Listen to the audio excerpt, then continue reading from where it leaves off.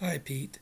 This is Ron, and I wanted to tell you that I appreciated your response to my previous response under the interactions. First of all, I also appreciate the fact that you pushed yourself to use another medium other than the written part. The first thing I want to talk about concerns your response about wikis. I think part of it is the age group that I work with, the fact that I work with middle school students, um, the issue of being able to message things. Main thing I was looking at is I didn't want them to be able to do things that would cause them to lose their privileges. The AUP policy of the district was very specific in the fact that they weren't allowed to message each other, instant message, couldn't send messages to each other on the platforms, even though the platforms had that capability built into them. So it was a matter of I didn't want to set the students up for failure by using a platform that was going to give them that opportunity. This is going to be even more challenging this year because we're going to start our BYOT or BYOD policy, and they're going to be able to bring their own devices. Will they have the opportunity and the chance to do something they aren't supposed to? Yes. Hopefully, we will teach them to be responsible digital citizens, and they will self-govern themselves in a way to prevent that. Um, like I said, I think most of my comments had to do with the fact that I'm in the middle grade group, and it's not the same as the high school or the elementary.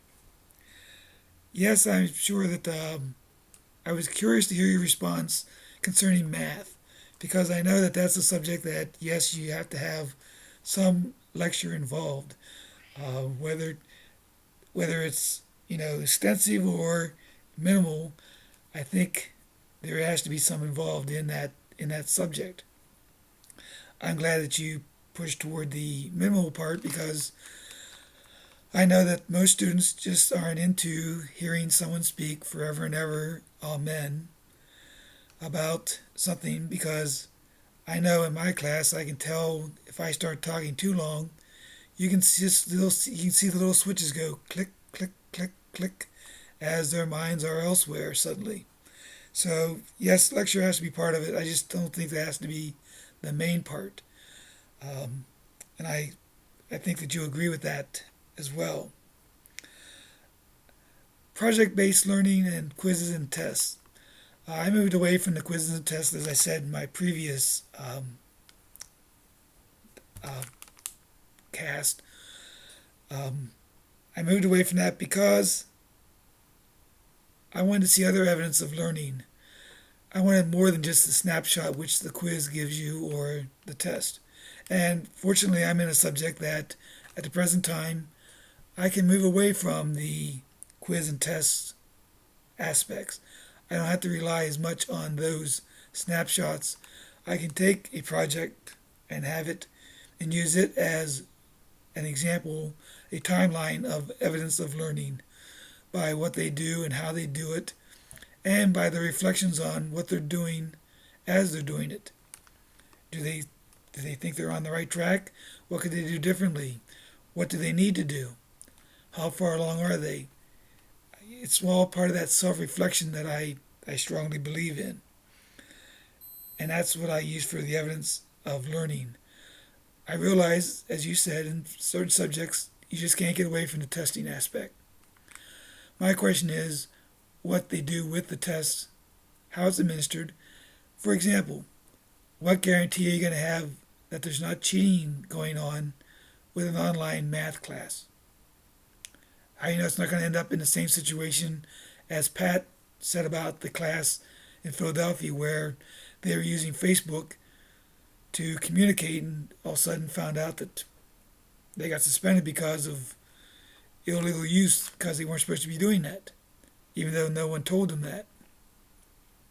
So I think we need to be cognizant of of the fact that we don't want to set students up for failure, not only in the classroom but also online. We want them to succeed, and what can we put in place to guarantee some sort of success with those students.